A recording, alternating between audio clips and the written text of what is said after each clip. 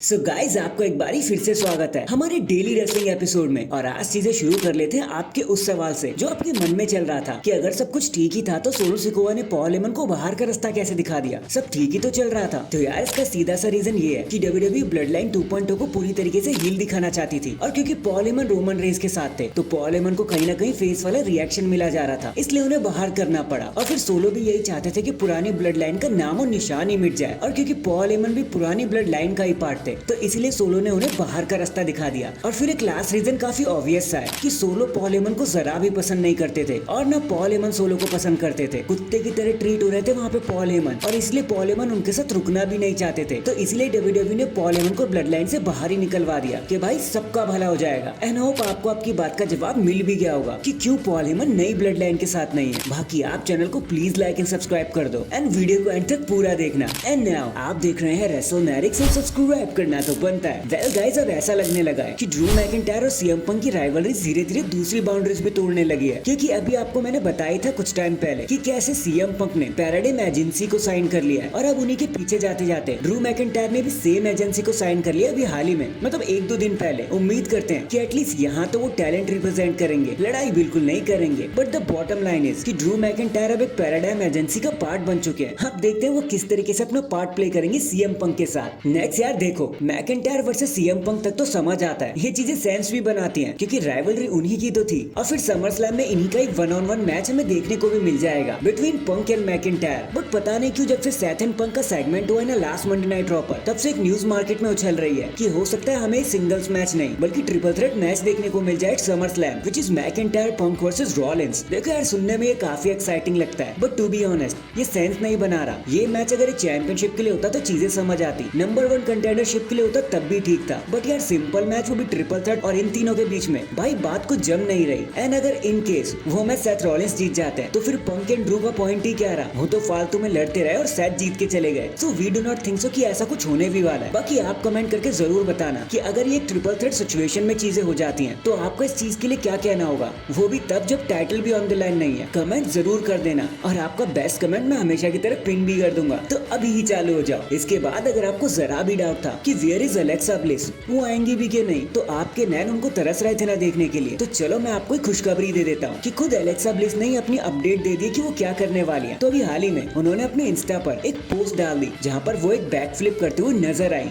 उन्होंने लिखा था कि बेबी होने के बाद ही मेरा पहला बैक फ्लिप है। तो इसका मतलब तो साफ है कि वो खुद भी रेडी हो रही है अपने रिटर्न के लिए। बस हमें तो समर स्लैम का वेट करना है, क्योंकि वो उन्हीं के होम टाउन पर तो हो रहा है। एंड अब इस पोस्ट से तो हमें कंफर्मेशन भी मिल गई है कि अलेक्सा ब्लिस इज रेडी।